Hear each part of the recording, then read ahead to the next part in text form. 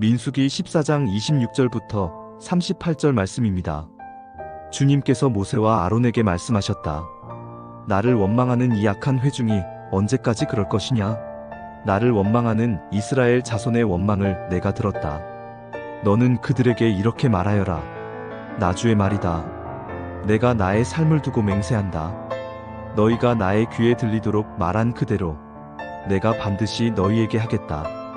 너희 가운데 20살이 넘은 사람으로 인구조사를 받은 모든 사람들, 곧 나를 원망한 사람들은 이 광야에서 시체가 되어 뒹굴게 될 것이다.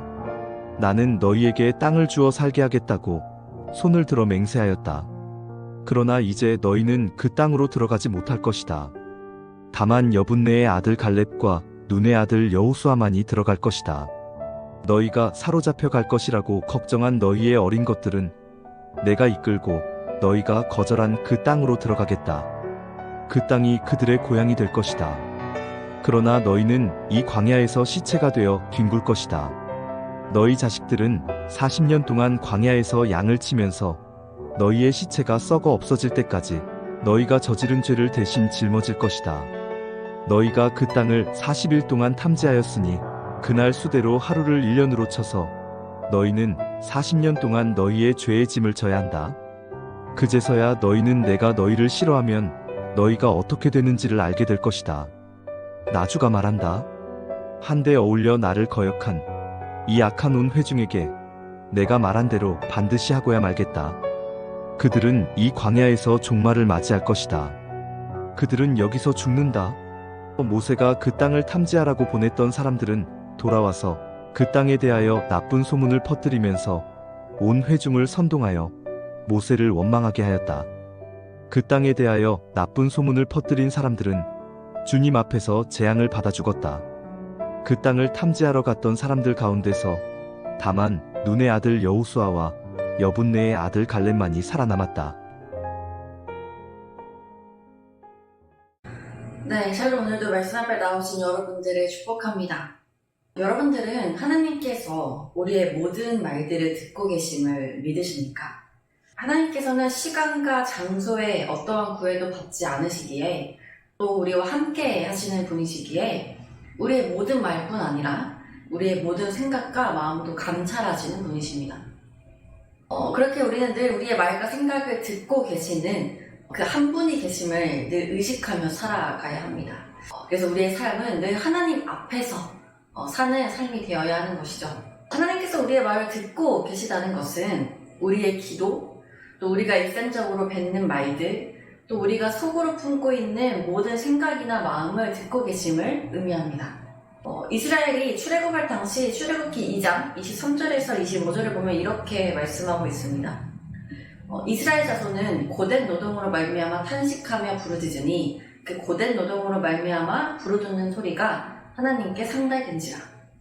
하나님이 그들의 고통 소리를 들으시고 하나님이 아브라함과 이삭과 야곱에게 세운 그의 언약을 기억하사 하나님이 이스라엘 자손을 돌보셨고 하나님이 그들을 기억하셨더라. 아멘. 말씀에 보면 하나님께서는 이스라엘 백성들의 부르짖음, 이들의 고통을 들으셨다는 말씀이 기록되어 있습니다.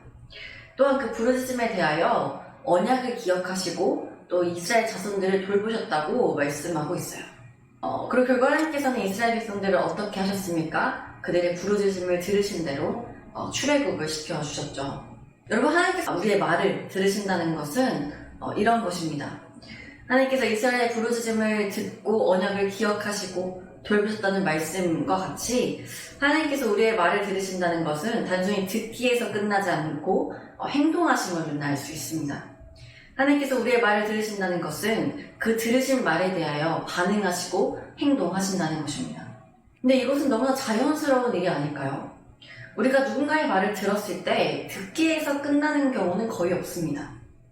들은 후에는 반드시 어떠한 반응을 하게 되어 있죠. 우리 하나님께서도 마찬가지시라는 것입니다. 하나님께서는 살아계시기에, 그래서 우리의 모든 말을 듣고 계시기에 우리의 말에 대하여 반응하시는 분이십니다. 이것의 대표적인 것이 기도가 아니겠습니까? 우리가 기도한 것에 대해 응답하시는 하나님, 역사하시는 하나님, 우리는 이 기도를 통해 하나님의 살아계심을 경험하고 있습니다. 그런데 이러한 기도가 아니라 우리의 일상 중에 하나님을 향한 원망과 불평 역시 하나님께서 듣고 계심을 우리는 기억해야 합니다. 우리의 모든 말을 듣고 계시다는 것은 단순히 기도나 하나님께 올려드리는 좋은 말들만이 아닙니다. 우리가 하나님께 대하여 사람에게 혹은 마음속으로 품은 믿음 없음의 어떤 말들과 생각들도 하나님께서는 다 듣고 계신다는 것입니다. 그리고 그것들에 하나님께서 반응하신다는 것이죠. 오늘 본문이 바로 이것입니다. 하나님께서는 여호수아와 갈렙을 제외한 정탐꾼들의 말과 또 그들의 말을 듣고 함께 하나님을 원망한 이스라엘의 말을 다 들으셨다고 기록하고 있습니다. 이것이 27절의 내용입니다.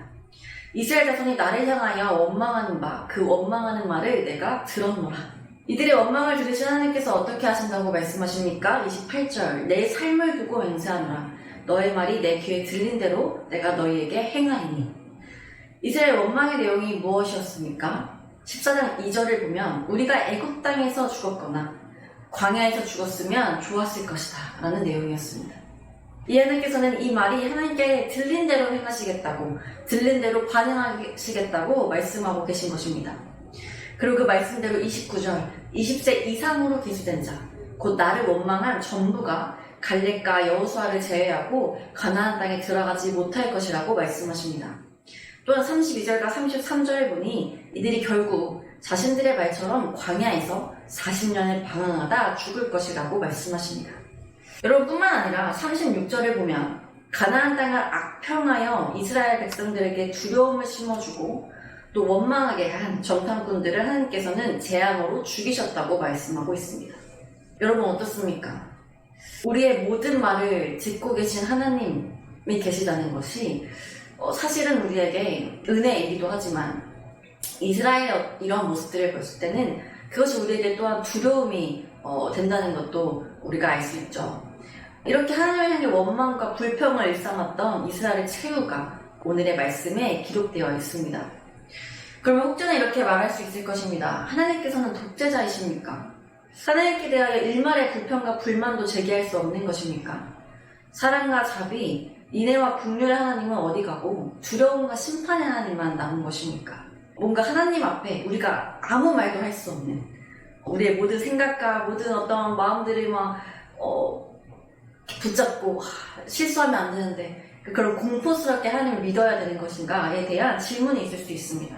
여러분 그러나 하나님께서는 노하기를 더디하시고 자비와 인자가 풍성하신 분이시죠. 사랑이 많으신 분이십니다. 그러나 하나님께서 이스라엘 백성들에게 행하신 것처럼 우리에게 행하실 때가 있습니다. 바로 하나님의 약속을 믿지 못할 때입니다. 하나님께서 이스라엘 백성들에게 출애굽 때부터 얼마나 많은 기적을 보여주시며 가나안 땅에 대한 약속을 말씀하셨습니까?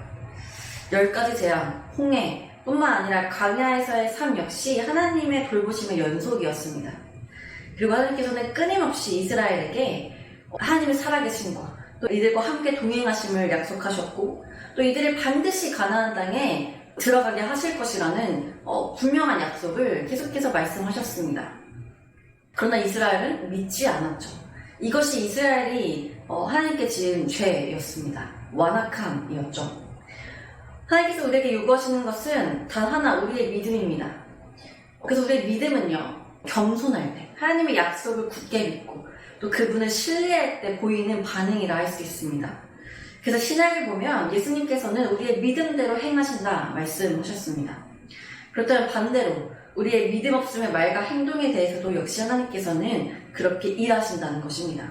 하나님께서는 우리의 믿음 없고 연약함을 잘 아시는 분이시며 또 그렇게 우리의 믿음 없음을 불쌍히 여기시고 도우시는 분이시지만 우리의 믿음 없음으로 인한 악함, 우리의 완악함, 하나님께 대하여 불평과 원망을 끊임없이 행하는 그 모든 죄에 대해서 무기한 용납하시는 분은 아니심을 우리는 기억해야 합니다.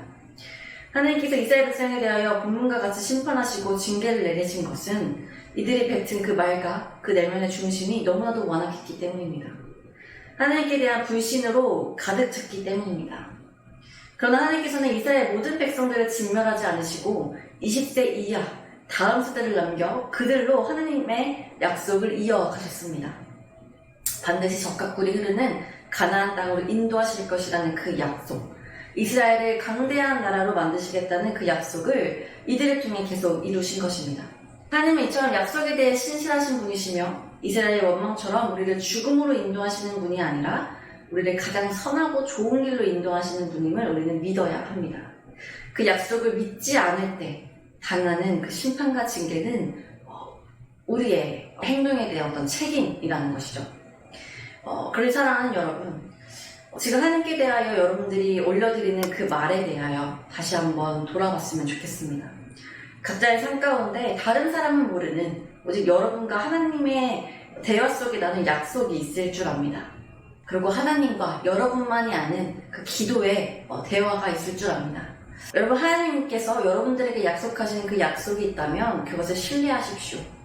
그리고 모든 기도와 모든 하나님과의 대화 속에서 그분을 향한 여러분들의 그 믿음의 고백을 올려드리기를 소망합니다.